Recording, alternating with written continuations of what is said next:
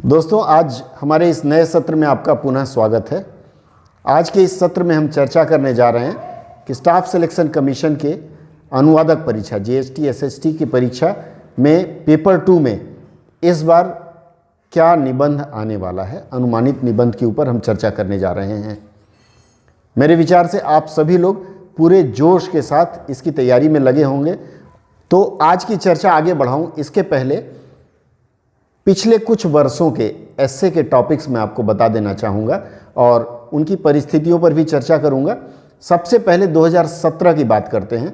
2017 में पहला था स्वच्छ भारत प्रोजेक्ट या स्वच्छ भारत अभियान कह लीजिए। ये सब अंग्रेजी का था। चूँकि अंग्रेजी के टॉपिक्स आपको अधिक कठिन लगते हैं इसलिए मैं अंग्रेजी से शुरुआत कर रहा हूँ।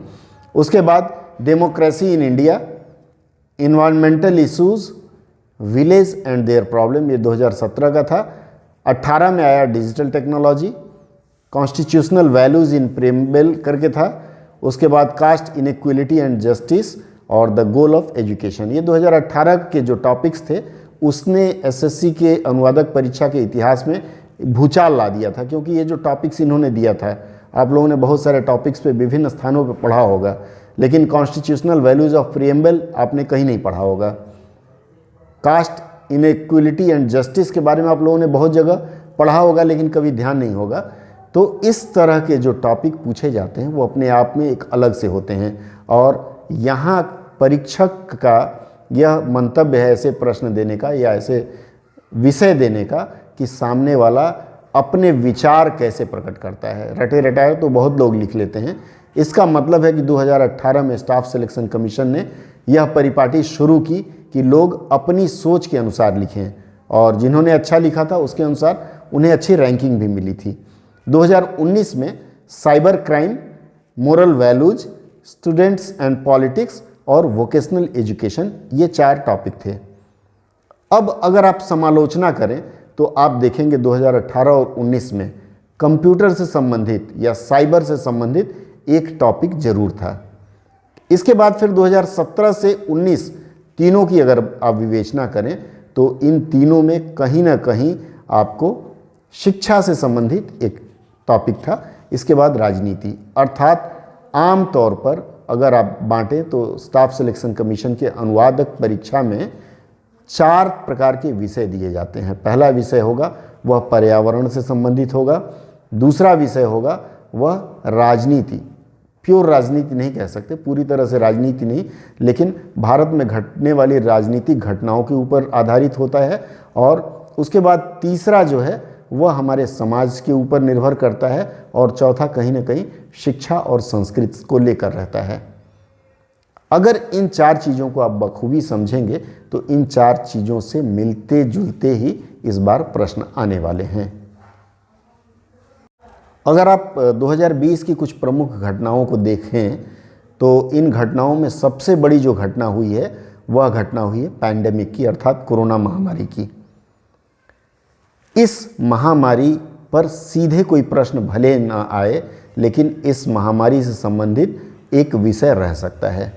तो यदि आप इस महामारी के बारे में अच्छी तरह से पढ़ लें, जैसे कोरोना महामारी तो आप उसका इतिहास पढ़ ही लें, इतिहास भूगोल, और उसके साथ में effect of pandemic on social, mental and environmental, इन तीनों को अगर आप पढ़ लेते हैं, अर्थात इसके प्रभाव किन किन क्षेत्रों पर पड़े, आर्थिक, राजनीतिक, हर क्षेत्र पर इसका प्रभाव पड़ा। यदि आप इसको अच्छी तरह से पढ़ लेते हैं तो इसमें से कहीं से भी उठा कर दिया जाए तो आप कुछ ना कुछ तो लिख सकते हैं, कुछ ना कुछ, अर्थात 300 से 500 शब्द तो आप लिख ही पाएंगे। अगर आप सिर्फ इंट्रोडक्शन ही लिखें तो भी आप उतना लिख पाएंगे।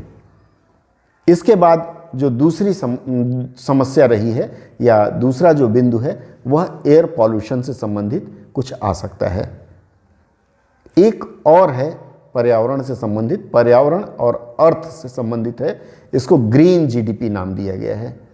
तो यदि आप ये चारों टॉपिक तैयार कर लेते हैं तो अधिक समय नहीं लगेगा, आपको इससे संबंधित पत्रिकाएं मिल जाएंगी। तो आपका एक इसमें से कंफर्म है आएगा, चाहे हिंदी भाषा में आए या अंग्रेजी में आए, दोनों में से एक आएगा। और आप, मुझे विश्वास है कि जितने लोग यह कार्यक्रम देख रहे हैं वो सभी इसको लिख पाएंगे। इसके बाद आप आते हैं कुछ सुधार जो भारत में अभी हुए हैं उसमें से एक कृषि सुधार बिल है। कृषि सुधार के बाद इलेक्शन रिफॉर्म पे चर्चा चल रही है, बैंकिंग रिफॉर्म पे चर्चा चल रही है। बैंक के इतिहास के बारे में मैंने एक वीडियो 2 दिन पहले डाला है, आप उसको देख सकते हैं। तो आप इन 3 सुधारों पर ध्यान से पढ़ लें। उसके बाद चूंकि हर बार एक कंप्यूटर से संबंधित आता रहा है और इस बार तो ढेरों ऐप बैन किए हैं भारत ने सुरक्षा की दृष्टि से, तो आंतरिक सुरक्षा और साइबर क्राइम, इस पर एक आप पढ़ लीजिए। ये आपको आम जगह पे मिल जाएगा, ज़्यादा परिश्रम इसके लिए भी नहीं करनी पड़ेगी। तो यह भी एक महत्वपूर्ण टॉपिक हो सकता है आपकी परीक्षा के लिए। इसके बाद एक और सुधार जो आया है वह शिक्षा में सुधार। तो मैं यहाँ एक चीज़ और जोड़ देता हूँ, शिक्षा और रोजगार। स्टाफ सिलेक्शन कमीशन के बारे में जैसे नया निर्णय आया कि अब कई परीक्षाएं, ग्रेजुएट लेवल की जो परीक्षाएं हैं वो परीक्षाएं एक कॉमन एंट्रेंस टेस्ट होगी, उन सब पर भी आप एक निगाह फेर लीजिएगा। इसके बाद अब रह जाता है कि हमारा अंतरिक्ष, और चूँकि यह परिस्थिति ऐसी चली जिसमें चीन से युद्ध होते होते बचा, तो आप एक भारत का इसके पड़ोसियों से संबंध पर भी पढ़ लीजिएगा। फिर भारत की अंतरिक्ष में पैठ और महिला के बारे में अर्थात नारी शिक्षा, नारी उत्पीड़न, नारी के बारे में जितना आप पढ़ लें वह आपके काम आएगा। मुझे लगता है आज जो मैंने ये 10 के आसपास मैंने टॉपिक बताया, अगर आप इसकी अच्छे से तैयारी कर लें तो इसमें से आपके कम से कम 2 या 3 तो आ ही जाएंगे और उनमें से आप अच्छी तरह से लिख पाएंगे। अब जब आप टॉपिक के बारे में समझ गए तो अब थोड़ी सी टिप और हम दे देते हैं आप किस तरह से लिख सकते हैं। देखिए, स्टाफ सिलेक्शन कमीशन की परीक्षा में आपको जो प्रश्न पत्र मिलेगा उस पर लाइनें खींची होंगी और उसमें लिखा रहता है कि आपको 500 शब्द से अधिक नहीं लिखना है। 500 शब्द से अधिक लिखते हैं तो उसमें अंक काटे जाने की संभावना है।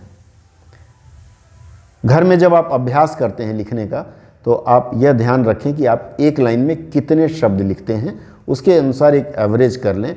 और यदि आप 300 से लेकर के 450 शब्द भी लिख जाते हैं तो आप फ़ायदे में रहेंगे। प्रयास करिए कि 300 से लेकर के 300 और 450 के बीच में आप लिखें। आप जो लिखने जा रहे हैं वो सारगर्भिक हो, अर्थात जितनी जानकारी देना चाहते हैं उन्हीं में सब समाहित हो, बाकी चीज़ें न लिखें। डाटा जैसे मान लीजिए आपके पास आंकड़े नहीं हैं तो आप ये लिख दीजिए अनुमानित, यह फला अनुमानित है कि इतने करोड़ जीडीपी है हमारी, या जो कुछ चीज़ें हैं वहाँ अनुमानित लगा देने से आप इस अपराध से बच जाएंगे। अगर आपने एक आध डेटा गलत लिख दिया, कुछ गलत लिख दिया तो अंक काटे जा सकते हैं, लेकिन जब आप अनुमानित करके लिखेंगे तो वह आपको लाभ दे जाएगा। भले ही आपको ना याद हो तो आप लिख दीजिए अनुमानित $10 बिलियन, तो वो मान लिया जाएगा, आपका गलत नहीं ठहराया जाएगा। कुछ लोगों की आदत है कि जब अनुच्छेद ख़त्म करते हैं या पैराग्राफ ख़त्म करते हैं तो नीचे निष्कर्ष करके एक हेडिंग दे डालते हैं।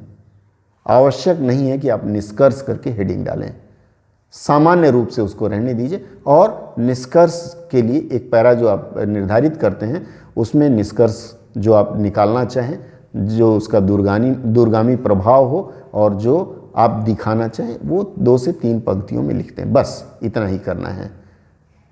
यहाँ ये ध्यान दें कि आपकी लिखावट साफ सुथरी हो, स्पष्ट हो। कुछ लोगों की आदत है, वाजपेयी जी जैसे कहा करते थे, काल के कपाल पर लिखता हूँ मिटाता हूँ, वैसे ही कुछ मित्रों की आदत है कि वो लिखेंगे फिर उसको काट देंगे, फिर लिखेंगे काट देंगे। अगर आपकी यह आदत है तो इन 1.5 महीनों में आप उसे सुधार लीजिए। लिख कर काटने की अगर आदत है तो आपके अंक काटे जाएंगे। और सबसे बड़ी बात है, जब आप लिखें आपको प्रयास करना है कि छोटे छोटे वाक्य लिखें, ज़्यादा अलंकारिक भाषा का प्रयोग ना करें। हिंदी में तो चल जाएगा, लेकिन अंग्रेजी में जब आप अलंकारिक शब्द का चयन करते हैं और जो आपका परीक्षक है जो कॉपी जांच रहा है उसको उस शब्द का अगर अर्थ ना पता हो तो बेनिफिट ऑफ डाउट सदा वो अपने पास रखता है और उसमें आपके अंक काट लेता है। इसलिए सुपर फ्लॉस बोलते हैं, विशेष अलंकारिक शब्द का प्रयोग ना करें। और जब छोटे छोटे वाक्य लिखेंगे तो उसमें गलती की संभावना कम होगी। 1 से 2 कॉमा लगा के 2 वाक्य जोड़ने, एंड लगा के 2 वाक्य जोड़ने चलेगा, लेकिन ऐसा ना हो कि आप 4-5 वाक्य को गुच्छाते चले जाएं। अंत में देखेंगे कि उसमें व्याकरणिक अशुद्धियां बहुत होंगी। क्या आप चाहते हैं कि आपके अंक काटे जाएं? मुझे नहीं लगता कि आप में से कोई चाहेगा कि अंक कटे। तो अंक यदि न कटे तो मुझे लगता है मैं जो बता रहा हूँ उसके अनुसार आप अभी से तैयारी में लग जाएं, आपका लाभ होगा। आज के सत्र में बस इतना ही। अगर यह सत्र पसंद आया हो तो फिर से निवेदन करूंगा कि आप इसे लाइक करें। सब्सक्राइब अगर ना किया हो तो सब्सक्राइब करके बेल आइकन दबा दें, ताकि फिर मैं कुछ और महत्वपूर्ण चीज़ अगर अपडेट करूं तो आपके खाते में सीधे पहुंचे, घंटी बजे।